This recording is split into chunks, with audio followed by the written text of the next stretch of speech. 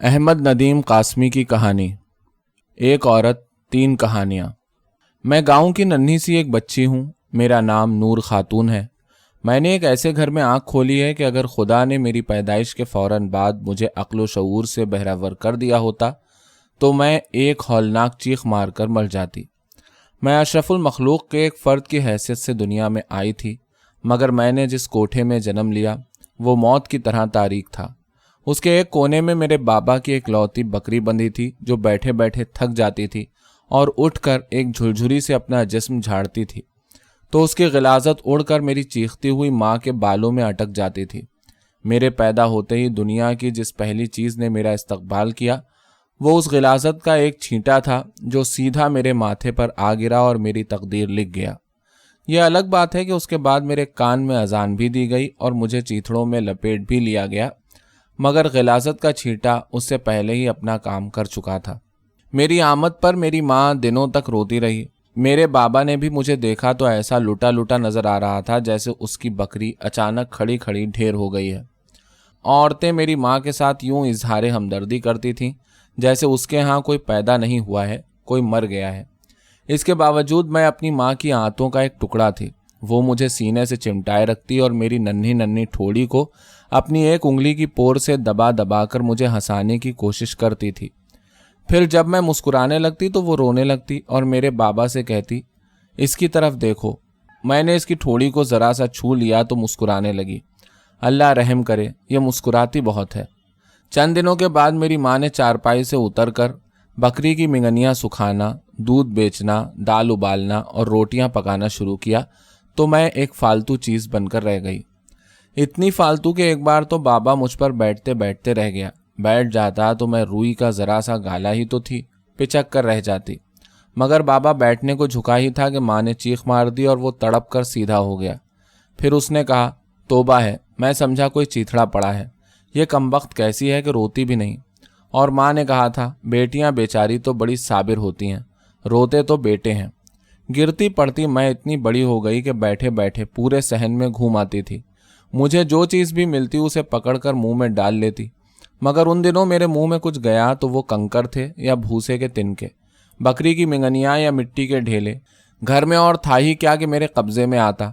एक बार चूल्हे में से अंगारा उठाकर भी चखना चाहा, मगर माँ ने मेरे बढ़े हुए हाथ पर जोर से अपना हाथ मारा और गालियाँ देने लगी और रो रो कर मेरे बाबा से कहने लगी कि बेचारी के लिए एक आने का झुंझुना ला दो। मगर बाबा बोला, एक आना होता तो तंबाकू ना ले आता, देर से हुक्के के लिए तरस रहा हूँ। अब मैं 7-8 बरस की हूँ। हमारे पड़ोस में चौधरी पीरा दत्ता का घर है, जिसकी बेटियों के पास अंग्रेजी गुड़ियाँ हैं जो लेटती हैं तो आंखें बंद कर लेती हैं और उठती हैं तो टुकुर टुकुर घूरने लगती हैं, और उनके सुनहरी बाल हैं और गालों पर लाली है। माँ ने मुझे भी कपड़े की एक चपटी सी गुड़िया बना कर दी, मगर ये चौधरानियाँ कहती हैं कि मेरी गुड़िया उन गुड़ियों की मीरासन है, इसीलिए मेरी उनकी दोस्ती नहीं हो सकी। मेरी दोस्ती तो गामे मोची की बेटी तारो से है जो नंगे पैर रहती है। एक बार मैंने कहा, मोची होकर नंगे पैर रहती हो, ये भी क्या बात हुई? वो बोली, वही बात हुई जैसे तुम किसान की बेटी होकर भूखी रहती हो। मेरा उसका हिसाब बराबर हो गया, इसलिए मेरी उसकी दोस्ती हो गई। मैं दूसरी लड़कियों की तरह मदरसे नहीं जाती। बाबा मुझे कायदा, कलम, तख्ती, स्लेट खरीद कर नहीं देता। कहता है कि बेटी, मुंशियानी नहीं बनना है, अपनी माँ की तरह मिंगनियाँ सुखानी है। यही तुम्हारी नानी दादी ने किया, यही उनकी नानियों दादियों ने किया। और फिर अगर मेरे पास तख्ती स्लेट के पैसे होते तो मैं दूसरी बकरी ना खरीद लेता। मैं सुबह सवेरे घर में झाड़ू देती हूँ, बकरी के थान साफ करती हूँ, कुएं पर से पानी की गगरिया भर लाती हूँ, जंगल में जाकर झाड़ियों की खुश्क टहनियाँ तोड़ लाती हूँ, माई जी से रोज़ाना नमाज का सबक लेती हूँ। आजकल मेरा सबक है सिरातुल लज़ीना अनमता अलैहिम। वो कौन सा काम है जो किसान औरतें करती हैं और मैंने इस उम्र में ही न कर लिया हो। मैंने मिट्टी खोदी है, घास काटी है, दीवारें लीपी हैं, मेरे हाथों पर गट्टे हैं, मेरी एड़ियों पर दराड़ें हैं, मेरे बालों में धूल है, मेरी आंखों में आंसू हैं, मेरे होठों पर पपड़ियां हैं और पिछली 14-15 ईदों में मेरी हथेलियां मेहंदी के एक धब्बे तक के लिए तरसती रही हैं।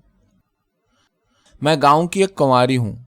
मेरा नाम नूर खातून है। मेरे कपड़े मटियाले हैं, मगर मेरी आंखों में चिरागों की लवें कांपती हैं। मेरा कुर्ता जगह जगह से मसक गया है, मगर मेरे चेहरे पर हया की गुलाबी चादर है। میرے سر پر لامبی لامبی گھاس کا من بھر گٹھا ہے، مگر میرے ہونٹوں پر ہلکے پھلکے گیت ہیں۔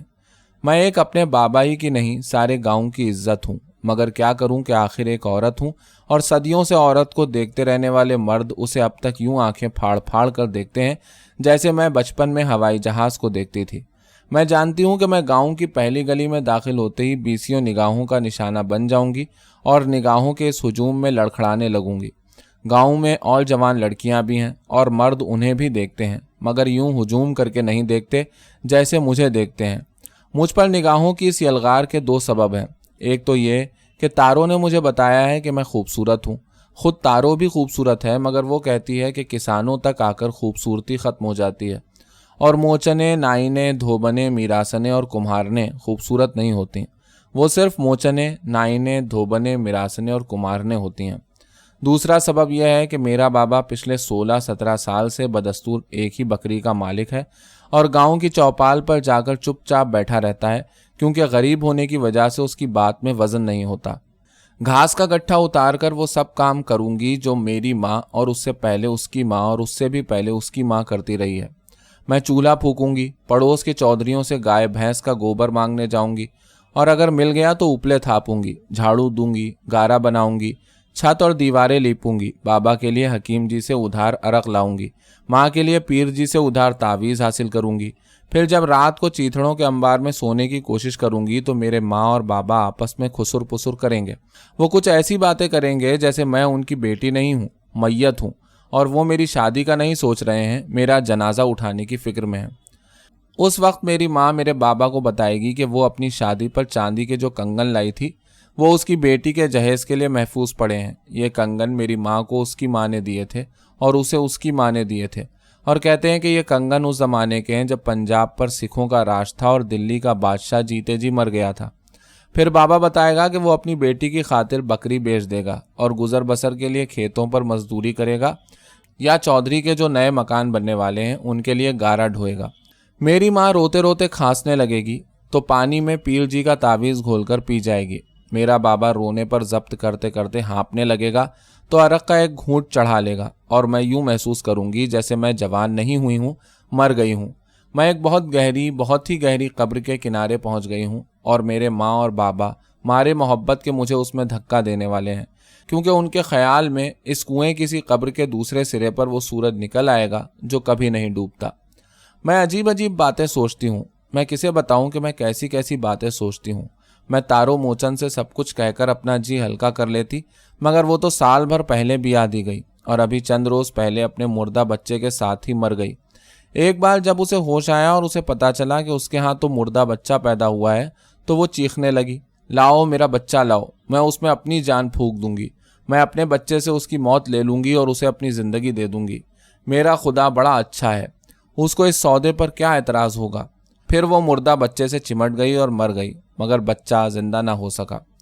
پڑوس کی ایک لڑکی کی شادی پر میں نے دوسری بہت سی لڑکیوں سے مل کر گیت گائے تھے، تو نمبردار کی بیٹی چونک پڑی تھی اور اس نے سونے کی چوڑیوں سے لپی ہوئی باں اٹھا کر سب کو خاموش کر دیا تھا اور مجھ سے کہا تھا، اب تو گا، اور کوئی نہ گائے، صرف نوری گائے گی، اس کی آواز میں پیتل کا کٹورا بجتا ہے۔ پھر میں نے الگ سے گایا تو رونے لگی اور بولی، ہائے ری، اور گا، گاتی جا، تیری آواز میں تو چھریاں کھنکتی ہیں۔ پھر نہ جانے کیا ہوا کہ گاتے گاتے میں خود بھی رونے لگی اور یوں آنسوؤں کے تاروں نے نمبردار کی بیٹی کو اور مجھے دوستی کے بندھنوں میں جکڑ لیا۔ مگر پھر یہ دوستی عجیب طرح ٹوٹی۔ ایک روز جب میں اس کے پاس بیٹھی ہولے ہولے گا رہی تھی اور وہ رو رہی تھی تو مجھے بھی رونا آ گیا۔ اب میں کیا بتاؤں کہ مجھے رونا کیوں آیا، بس یوں ہی میرا جی چاہا کہ رونا چاہیے ورنہ میرا دم گھٹ جائے گا۔ تب یوں ہوا کہ اس نے آنچل سے اپنے آنسو پوچھے، اٹھی اور واپس آ کر مجھے 5 روپے دیے کہ جا ان سے ایک کرتے کا کپڑا خرید لے۔ مجھے ایسا لگا کہ اس نے میرے گانے کے جواب میں مجھے گالی دی ہے۔ میں نے صرف اتنی سی بات کہی کہ بی بی تو نے اپنے آنسو تو آنچل سے پوچھے اور میرے آنسو پوچھنے کے لیے 5 روپے اٹھا لائی، کیوں، کیا میرے آنسو فالتو ہیں؟ میں نے یہ کہا اور پھر وہاں سے اٹھ کر چلی آئی۔ اب میں اکیلی ہوں، میرے ماں اور بابا بھی اب مجھ سے کوئی بات نہیں کرتے، وہ مجھے صرف دیکھتے ہیں اور سوچتے ہیں، اور پھر میں وضو کر کے نماز پڑھنے لگتی ہوں اور نماز پڑھتے ہوئے سوچتی ہوں کہ میری جوانی بھی عجیب جوانی ہے کہ میرے ہونٹ سرخ تو ہیں مگر شولوں کی طرح سرخ ہیں، میری آنکھوں میں چمک تو ہے मगर रेत भी तो चमकती है। मेरी रगों में खून की जगह आंसू दौड़ते हैं और मैं ऊपर से सांस ले रही हूँ मगर अंदर से चीख रही हूँ। मैं गांव की एक औरत हूँ, मेरा नाम नूर खातून है। मैं बहुत दुखी हूँ। मैं इसलिए भी बहुत दुखी हूँ कि मेरी 5 बेटियां जिंदा हैं और मेरा घर वाला मकान की छत के लिए मिट्टी खोदते हुए मिट्टी के एक तोदे तले दबकर मर गया है। जब उसकी लाश घर में लाई गई तो उसके नथनों और कानों और आंखों में मिट्टी भरी हुई थी और उसके होठों से खून की एक धार निकलकर आसपास की मिट्टी में आकर मिल गई थी और मिट्टी का अजीब सा रंग हो गया था, जैसे ग्रहण लगे चांद का रंग हो जाता है। मेरे इकलौते बेटे का भी यही रंग है। वो गांव के एक बड़े आदमी का मज़ारे है। उसकी ज़मीनों पर हल भी चलाता है, उसके लिए लकड़ियां भी काट लाता है, उसे मुर्गियों के अंडे भी जमा करके देता है। वो सफ़र पर जाए तो उसका थैला उठाकर उसकी घोड़ी के साथ साथ भागता है। वो थक जाए तो उसका जिस्म दाबता है। एक रोज़ कह रहा था कि उन लोगों के जिस्म गोश्त से नहीं रेशम से बने होते हैं। ज़रा सा बेवकूफ़ है लेकिन मेहनती है, इसलिए मुझे उसकी बेवकूफ़ी खलती नहीं। एक दिन उसने कहा था, माँ बहन वैसे तो बड़ी प्यारी चीज़ है, मगर ये क्या बात है कि जब मैं अपनी 5 बहनों को देखता हूँ तो ऐसा लगता है जैसे मेरे सीने में 5 चाकू उतरे हुए हैं। माँ, इन्हें ज़्यादा बाहर ना जाने दिया करो। माँ, इन्हें छत पर ना चढ़ने दिया करो। माँ, इन्हें किसी कोठे में बंद कर दो, इन्हें किसी सुतून से बांध दो, इन्हें जहर देकर मार डालो। मैं इनकी शादियाँ नहीं कर सकूँगा। शादियाँ ना कर सका तो इन पर पहरे ना दे सकूँगा। पहरे ना दे सका तो मैं गाँव वालों की बातें नहीं सुन सकूँगा और फिर या मार डालूँगा या मर जाऊँगा। मेरा बेटा पागल नहीं है, वो ज़रा सा बेवकूफ़ है। छोटा था तो अच्छा भला सियाना था, फिर जब उसे अक्ल आने लगी तो बेवकूफ़ी की बातें करने लगा। वो कहता तो सच है मगर सच्ची बात ही बेवकूफ़ी की बात होती है। वो कहता है जिस घर में एक वक्त सूखी रोटी पर और दूसरा वक्त भुने हुए दानों पर बसर होती हो, वहाँ जहेज़ कहाँ से आएगा, और जहेज़ नहीं होगा तो बर कहाँ से आएगा। वो सच कहता है। गरीब लड़के मौजूद हैं मगर वो अपने से भी ज़्यादा गरीब लड़कियों से क्यों शादी करें। हमसे भी ज़्यादा गरीब घराने मौजूद हैं। यही हमारा पड़ोसी अहमद दीन है। उसके सहन में 2 बेरियां हैं। बेर पकते हैं तो वो उन बेरों को जमा करके सुखा लेता है और जब गल्ले का तोड़ा पड़ता है तो उन खुश्क बेरों को कूट कर मुट्ठी मुट्ठी सारे घर वालों को बांट देता है और सोने से पहले शुक्र अल्हम्दुलिल्लाह कहता है। अहमद दीन बड़ा सियाना है। मेरा बेटा ज़रा सा बेवकूफ़ है। वो कहता है अपने से भी गरीब घर में तो मैं अपनी बहनों को कभी ना भेजूं, तो फिर मैं क्या करूं? ऐ खुदा, मैं क्या करूं? ऐ इंसानों, मैं क्या करूं? काश मैं पैदा होते ही मर जाती। काश मैं तारो मोचन होती और अपने पहले मुर्दा बच्चे के साथ ही कब्र में उतर जाती। मैंने इतनी लंबी ज़िंदगी को पाकर क्या पाया? मैं तो सोचती हूँ कि बज़ाहिर मैं आधी सदी की सही, मगर मेरी उम्र तो कुल 1 साल की है। वो 1 साल जो मैंने शादी के बाद अपने घर वाले के साथ बच्चों के बगैर बसर किया। फिर बच्चे आने लगे। हर बच्चे के साथ मेरा घर वाला मुझसे पीछे हटता गया और आखिर इतना हट गया कि छुप गया। मौलवी जी कहते हैं कि लौहे महफूज में यही लिखा था।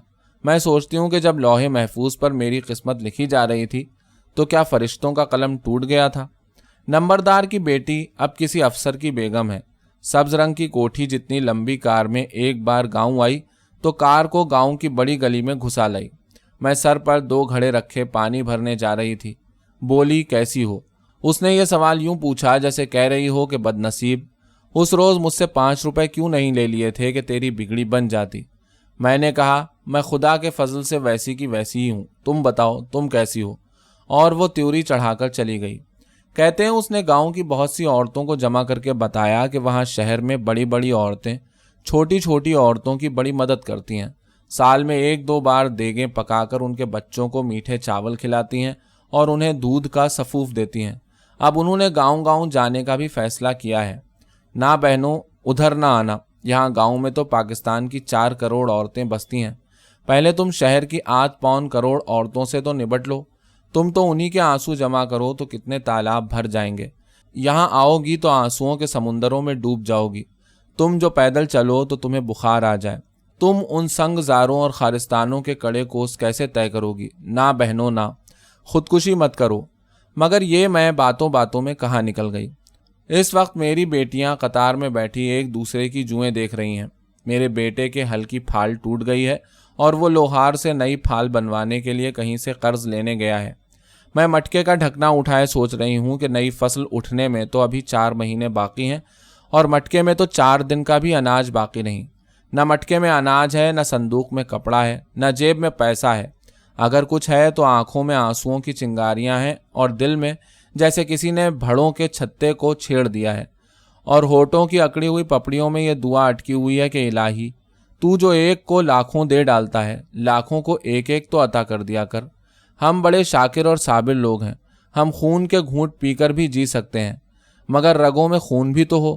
ہم مٹی چاٹ کر بھی زندہ رہ سکتے ہیں، مگر مشکل یہ ہے کہ ہم سانپ نہیں ہیں، ہم تو اشرف المخلوق ہیں، ہم تو زمین پر تیرے خلیفہ ہیں۔